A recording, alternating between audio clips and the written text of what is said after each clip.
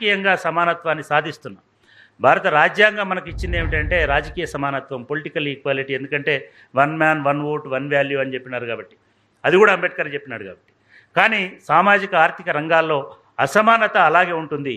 సామాజిక ఆర్థిక రంగాల్లో అదే అసమానత భవిష్యత్తులో కూడా కంటిన్యూ అవుతుంది.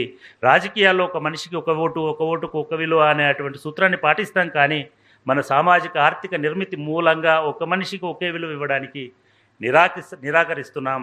ఎంతకాలం మనం ఇలాంటి వైరుధ్యాల మధ్య బతుకుదాం? ఎంతకాలం సామాజిక ఆర్థిక రంగాల్లో సమానత్వాన్ని నిరాకరిస్తూ గడుపుదాం?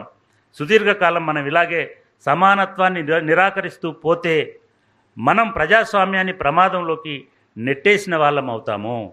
మనం సాధ్యమైనంత త్వరగా ఈ వైరుధ్యాలను రూపుమాపకపోతే మనం ఎంతో కష్టపడి నిర్మించుకున్న ఈ శాసన